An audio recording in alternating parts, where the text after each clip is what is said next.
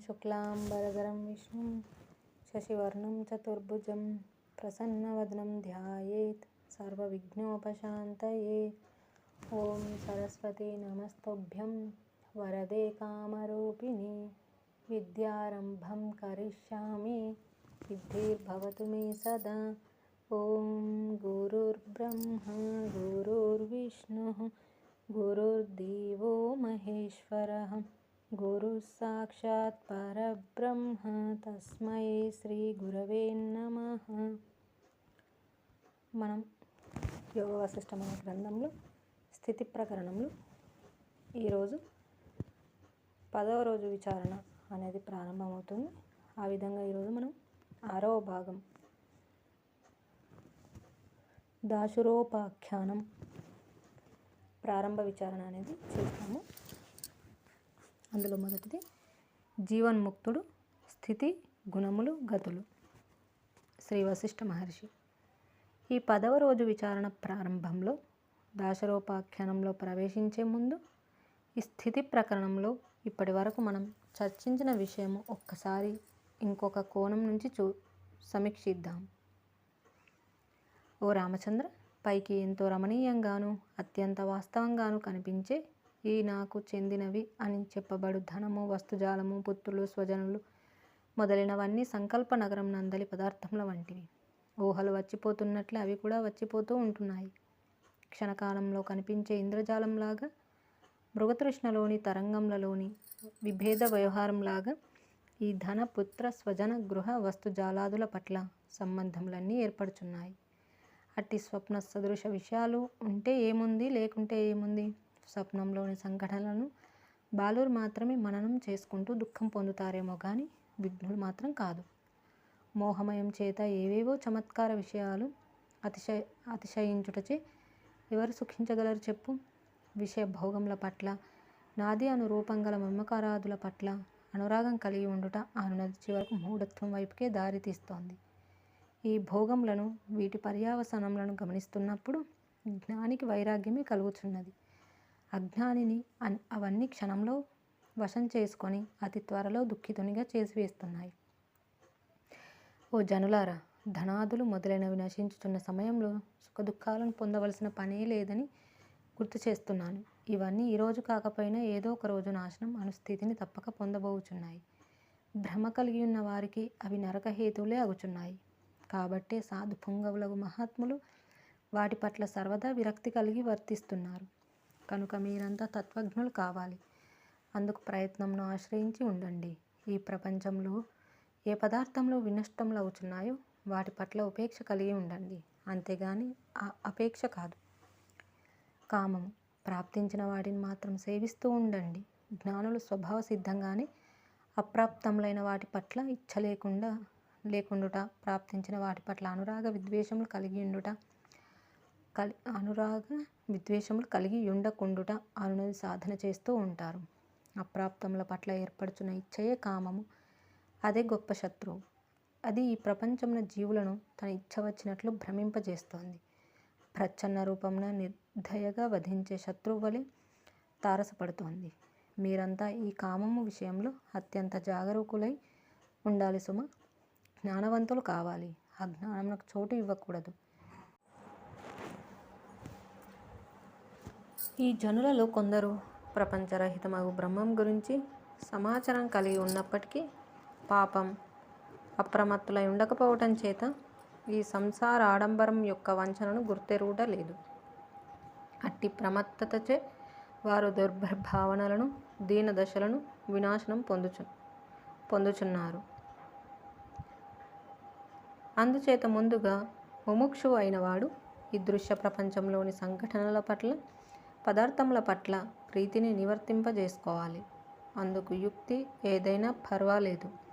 పరమార్థతత్వముతో కూడియున్న నిర్మల బుద్ధిని సంపాదించుకున్నవాడు మాత్రమే ఇక్కడ మోహ సముద్రంలో కృంగకుండా తాను తాను రక్షించుకుంటున్నాడు.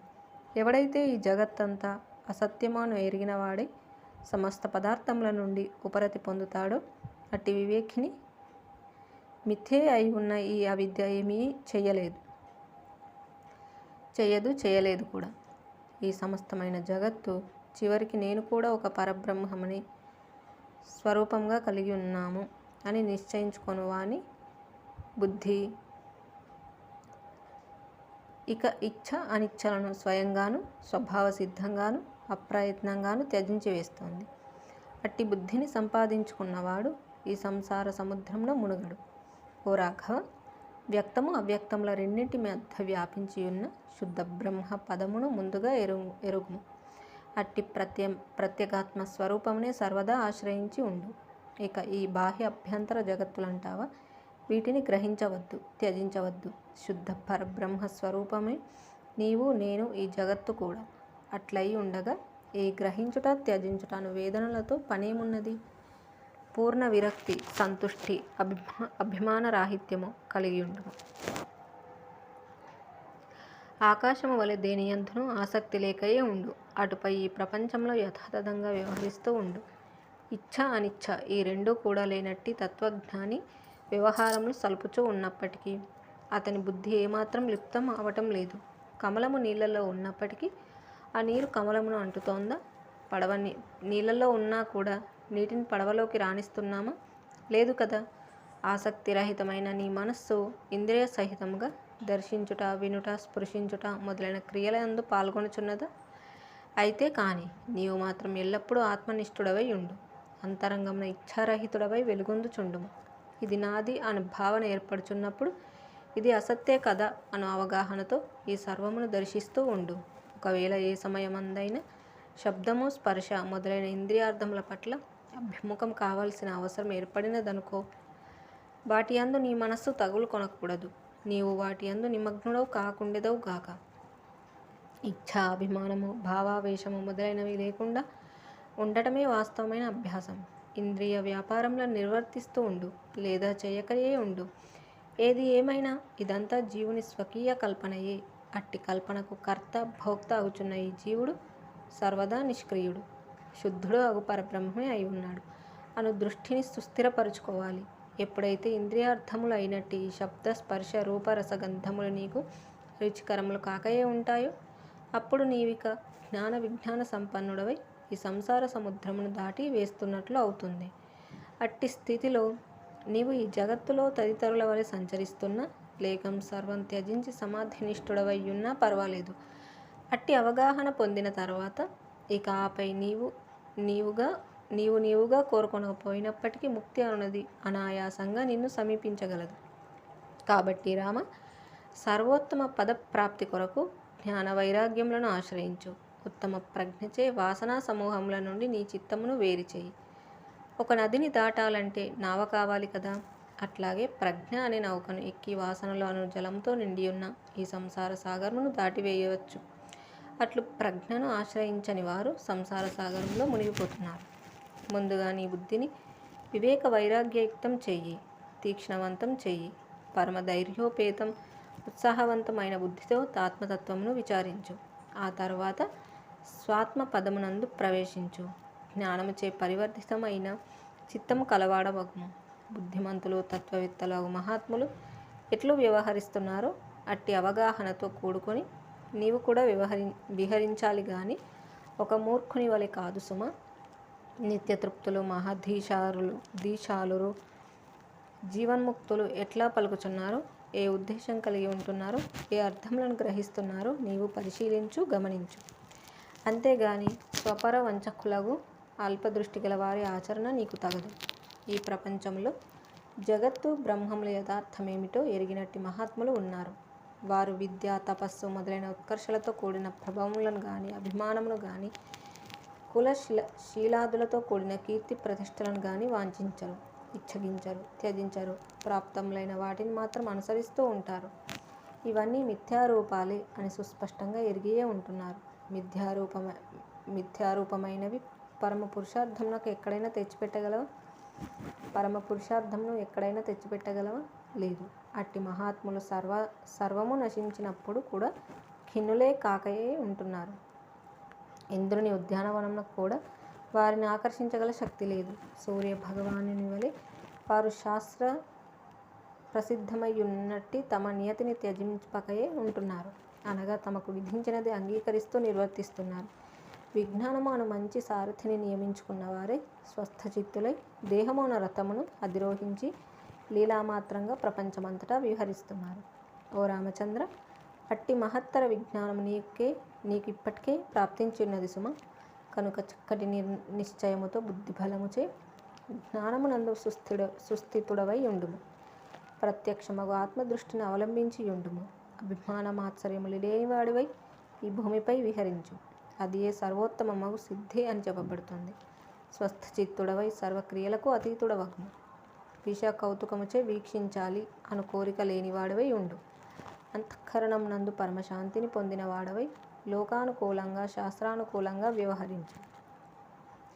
ఈ వాక్యములు శ్రీరాముని అంతఃకరణమును నిర్మలతచే శోభింపచేశాయి. అతని హృదయం అతి మధురమగు జ్ఞానము అను అమృతంచే నిండిపోయింది. అతడు పూర్ణచంద్రుని వలె శాంతమును పొందాడు. జై శ్రీరామ్.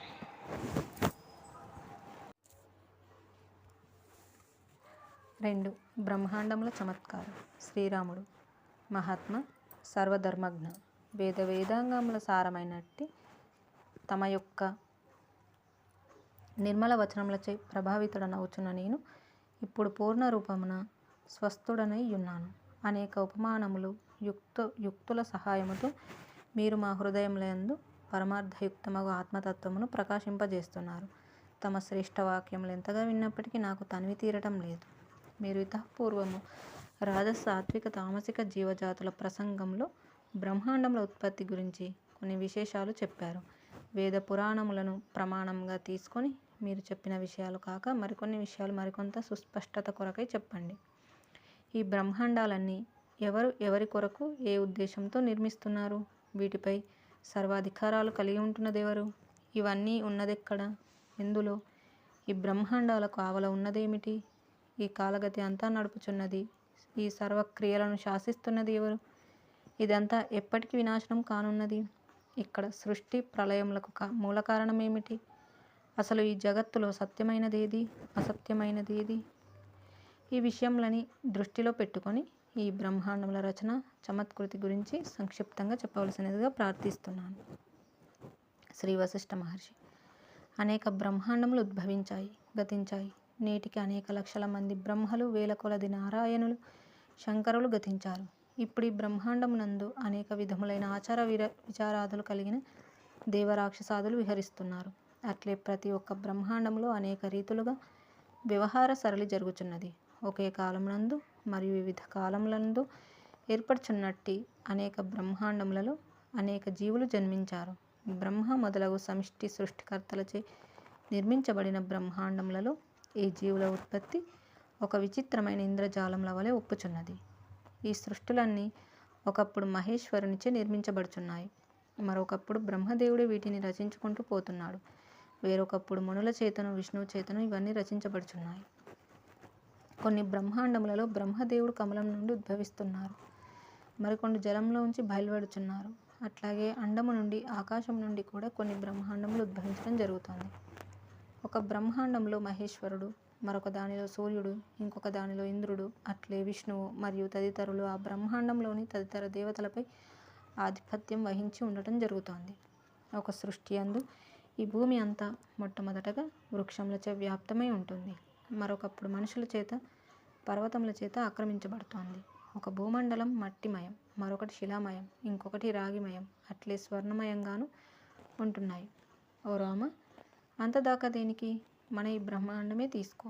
ఇందులో ఎన్నో ఆశ్చర్యకరమైన జగత్తులు ఉన్నాయి. అట్లే తదితర బ్రహ్మాండముల విషయం కూడా. కొన్ని జగత్తులలో ఒక్క సూర్యుని ప్రకాశం మాత్రమే కలదు, మరి ఇంకేది ఏమాత్రము లేదు. కొన్నింటిలో అసలు ప్రకాశం అనున్నదే లేదు. ఆహా, బ్రహ్మమే రూపంగా గల ఈ మహాకాశంలో సముద్ర జలంలోని తరంగములలాగా ఎన్ని బ్రహ్మాండములు ఉత్పన్నమవుతున్నాయి, ఎన్ని లయిస్తున్నాయి. సముద్రంలోని కెరటాలకు అంతు ఎక్కడ? ఎడారిలో ఎన్ని మృగతృష్ణలు ఉన్నాయో లెక్కించి చెప్పేదెవరు? తంగేడు చెట్టుకు కాచే పూలు ఎన్నని ఎన్నిసార్లు చెప్పమంటావు? పరమాత్మయందు ఈ ప్రపంచంలో శోభ అనంత సంఖ్యలో ప్రకటితమవుతున్నాయి. ఇంకా సూర్యకిరణములలోని త్రసరేణువులను లెక్క పెట్టవచ్చునేమో. పరబ్రహ్మం గల ఈ చంచల జగత్ సమూహములను మాత్రం ఎవరు లెక్కబెట్టగలరు? వర్షాకాలంలో అనంత సంఖ్యలో దోమలు, రెక్క పురుగులు పుట్టి సంచరించి నశిస్తాయి చూచావా? నిరంతరం ఉత్పన్నమవుతూ నశించునట్టి ఈ సృష్టి సమూహములు ఎప్పటి నుండి కొనసాగుచున్నాయో చెప్పటం ఎవరితరం? అయితే ఈ అనంత జగత్ ప్రవాహ రూప వ్యవహారమంతా అనాది. ఈ సర్వము పరబ్రహ్మమే అని గ్రహించు. శాస్త్రాదులచే మనకు అందజేయబడుచున్న వివరణ ఇది. ఆద్యాంతరహితమైన ఈ సృష్టి నిరంతరం తరంగం వలె స్ఫురిస్తూనే ఉన్నది. ఈ సృష్టికి ముందు పూర్వ సృష్టి ఉన్నది. ఆ పూర్వ సృష్టి కన్నా ముందు ఇంకొక సృష్టి ఉన్నది. ఆ ఇంకొక సృష్టి కన్నా ముందు వేరొక సృష్టి ఉన్నది. ఆ వేరొక సృష్టి కంటే ముందు మరొకటి ఉండనే ఉన్నది. ఇట్లు ఈ వ్యవహారం నాకు అంతు లేదు, ఉండబోదు. నదిలో తరంగాల లాగానే ఈ సుర అసుర మనుష్యాది ప్రాణికోట్ల వివిధ జాతులన్నీ పుడుతున్నాయి, నశిస్తున్నాయి. బ్రహ్మదేవుని యొక్క ఈ బ్రహ్మాండం వంటివి ఒక సంవత్సరంలోని క్షణముల వలె వేలాది బ్రహ్మాండాలు పుట్టి పూర్వమే కాలగర్భంలో కలిసిపోయాయి. ఈ బ్రహ్మాండాలన్నీ స్థితి కలిగి ఉన్నది ఎక్కడ? ఓ రామచంద్ర, సర్వుల అంతరంగమున అతి సూక్ష్మంగా బ్రహ్మపదం అనున్నది వ్యాపించి ఉన్నది. అట్టి ఆత్మపదము లేక బ్రహ్మమునందే ఇవన్నీ స్థితి పొంది ఉన్నాయి. అట్టి హృదయాంతరంగమే హృదయ పుండరీకము, బ్రహ్మపురము, బ్రహ్మపట్టణం అని కూడా శాస్త్రకారులు పిలుస్తున్నారు. అనగా హృదయమే బ్రహ్మాండంలో స్థితి స్థానము అని గ్రహిస్తున్నావు కదా. ఇవన్నీ బ్రహ్మపురంలో దృశ్యమానమై ఉంటున్న శోభలేసుమ. ఆకాశం మందు శబ్దం పుట్టి నశించుచున్నట్లు ఈ బ్రహ్మాండములు కూడా ఉత్పన్నమై స్థితి పొంది నశించిపోవటం జరుగుతోంది. మట్టిలోని కుండ అనునది ఉన్నది కదా. విత్తు యొక్క అంకురమునందే చిగురు దాగి ఉన్నది కదా. అదేవిధంగా బ్రహ్మమునందే భూత వర్తమాన భవిష్యత్ కాల సృష్టి పరంపరలన్నీ ఉన్నాయి. అయితే ఒక చమత్కారం, విశాలాకారయుక్తులైన ఈ సృష్టి పరంపరలు, ఈ త్రిలోకాలు ఇవన్నీ తత్వజ్ఞానం పొందనంత వరకు మాత్రమే బ్రహ్మమునందు ఇట్లా దృశ్యమానమవుతూ ఉంటున్నాయి. అసలు బ్రహ్మాండం అనగా ఏమిటి? అగ్నులచే బ్రహ్మమునందు అధ్యాస చేయబడి దర్శించబడుచున్నది అనిర్వచనీయము, మిథ్యారూపము అయినదే ఈ బ్రహ్మాండ వ్యవహారము అని చెప్పబడుతోంది. అజ్ఞానం శేషించి ఉన్నంత వరకు ఆ అజ్ఞానమును అనుసరించి ఈ జగత్తులన్నీ పెంచబడుతూ, పోషింపబడుచు, త్యజించబడుచున్నాయి. తత్వజ్ఞానుల దృష్టిలో ఇవి ఏ కాలమందును లేనే లేవు. ఊహలో కనిపించే మహాసౌధాలకు స్థితి ఎక్కడ, అంతు ఎక్కడ? జై శ్రీరామ్. ఈ విధంగా మనకి ఇందులో బ్రహ్మాండంలో చమత్కారము అనేటువంటి విషయాన్ని గురించి వివరించడం చూసాము. ఇక మిగిలిన అంశాలను మళ్ళీ తెలుసుకుందాము. జై శ్రీరామ్. కాయేన వాచా మనసేంద్రియైర్వా బుద్ధ్యాత్మనా వా ప్రకృతే స్వభావాత్ కరోమి యద్యత్ సకలం పరస్మై నారాయణాయేతి సమర్పయామి. స్వస్తి. ఓం తత్సత్.